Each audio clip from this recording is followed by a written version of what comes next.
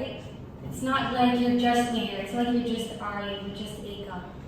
And so, if you asked me to introduce myself before grade 9, I would have said in one sentence, I'm weird, I'm confident, and I want to be a singer. And that's all that I knew about myself. I knew nothing more, nothing less. But then grade 9 started, and this one thing happened, this one specific thing happened, which I'll get into later. This one thing happened, and all of a sudden, I started asking myself, why am I weird? Why am I confident? Why do I want to be a singer? And then more and more questions started pouring in about myself because I realized that I'm not a two-dimensional creature. All of us are three-dimensional people. We all have opinions and ideas. And as we grow older, our opinions start to be heard more. That's not to say they can't be heard now. It's just that we start to be given more opportunities. And so as we grow older, we realize that it takes each of us to complete this world. Which sounds egoistic, but it's true. It takes you to complete the world. It takes you to complete the world. It takes all of us. And so for that reason, it's so important that we know, how do I complete the world? What do I do that's so special? Which is why it's so important, which is why self-discovery is so important. And then on a smaller scale level, self-discovery is important because as we start high school, I think most of us are in high school, we start to realize that we have to make these decisions. It could be decisions in school, like what am I going to do for my project?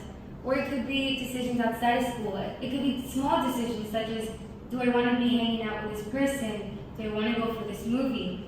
But these small decisions, it takes a sense of knowing yourself to make these decisions, which is why it's so important to self-discover, to understand who am I, what do I think is right and wrong. And though life isn't as reductive as that, although there's not always black and white, there's always some gray area, it's still important to know, I think this is cool, I don't think this is cool.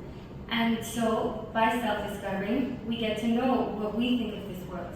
So now, I get that self-discovery seems like such an abstract thing, like what is it?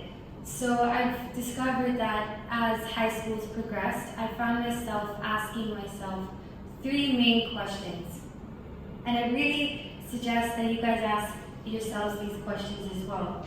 The first question is, why am I the way that I am today? And an example of this is, I think about 6 months ago, I realized that, hey, sometimes I can be kind of selfish. And so I started thinking, why am I this way? And I went back into my memories, and I was like, I think as I started growing older, I'm still young, but as I started growing older, I stopped sharing my clothes with my sister as much. And it was that really small thing that made me realize that I lost touch with being selfless. I lost touch with detaching myself from materialism and just being like, yeah, sure, take this, Nikki, which is my sister's name. And so, by understanding why I am the way I am, or rather why I was the way I was, hopefully I'm not selfish anymore, I realized that, okay, I'm just going to start sharing my clothes with my sister, and that will get me the practice of, as I said before, learning how to be selfless. So, to repeat myself, the first question you have to ask yourself is, why am I the way that I am? The second question is, who do I want to be? And no, I'm not asking you to be like, I want to be a lawyer or this. No, I'm not speaking from that direction. But instead, ask yourself, do I want to be that person that my friends come to share their happy stories or sad stories? I know these are general examples, but still, we do come across these situations. So ask yourself, do I want to be the person who smiles at strangers? Do I want to be the person who stays in my shell? And there's no right or wrong as to how you should and should not be. It's all about what you feel is right. And so as an example, I'll give you another personal example. And that's that about a year ago, I realized that, hey, you know what, I get bothered by things that don't even bother me, right? Like, I don't know why I get bothered by them. They're such small deals. Like, for example, my friend opened my text, didn't reply to me. Truth be told, I don't really care. And so I was like, you know what, I'm just gonna be more chilled out from here on out. So I worked on being more chilled out. Because why? Because I figured I set a goal for myself, as Mahar said. although this is a slightly different context. But I set a goal for myself and I said, I just want to be more chilled out. And so by actively checking in with myself, like, am I being chilled out? Am I being chilled out? I was able to say this is who I want to be, and I'd like to say that I'm chilled out today. I don't know what my friends say, but I'd like to say that I am. So the second question you have to ask yourself is, who do I want to be? And the third question, which in my opinion is the most important question, is, am I being myself? And by that I mean, it's just about engaging with your sense. Am I doing what I mean to do? Am I saying things that I mean to say? Do I believe in what I'm saying and what I'm doing with my life? And that's just a way to know that am I being myself? And of course, I guess you guys have caught on by now that everything changes every day. All of us change in small or big ways every day. And so for that reason, being yourself doesn't mean that you stay the same throughout. In my opinion, I think it means the opposite thing. I think that being yourself means that you stick to what you think is right and wrong. Maybe today, yesterday I thought it was okay to gossip once in a while.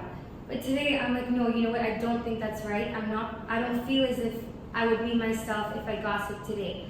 And so I stopped. It's like that. It's as simple as that, of just engaging with yourself and being like, yeah, I believe in what I'm saying, I believe in what I'm doing. So that's the third question to ask yourself, am I being myself?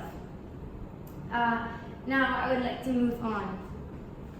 So I found that during grade 9, during grade 9, it was easier to ask myself these 3 questions because I had more time on my hands and life was just less busy. Of course, life is about to get much busier with grade 12.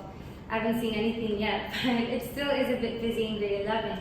And so I've learned that if anything is hard about IB, for me it's been balancing my sense of knowing myself as well as being like, okay, look, you know what?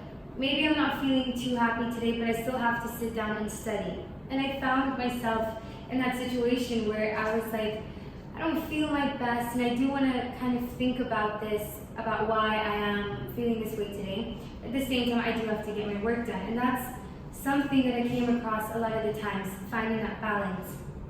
And I figured that there has to be a way to do both at the same time, like cover your course's content as well as discover yourself, which sounds weird, but learn more about yourself.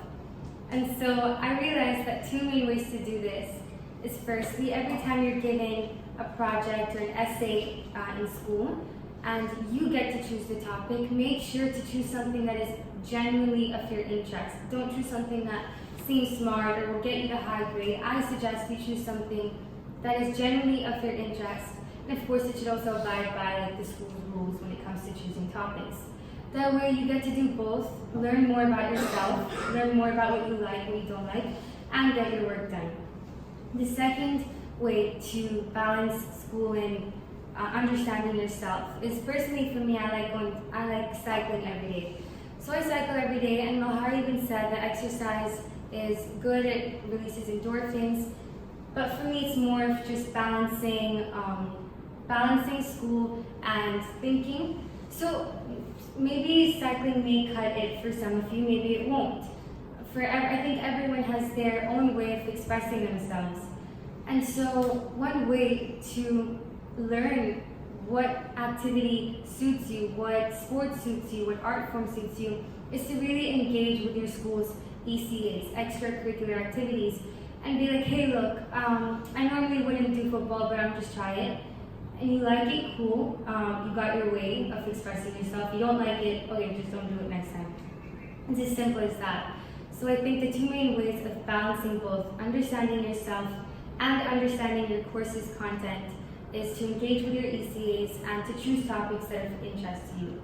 Because not a lot of people will tell you that in high school not only will you learn calculus and trigonometry and so on and so forth, but you're also going to learn a lot about yourself. And it doesn't have to be as cheesy as I've made it out to be. It could be very chilled out. You could just be thinking, yeah, I like this, I don't like this.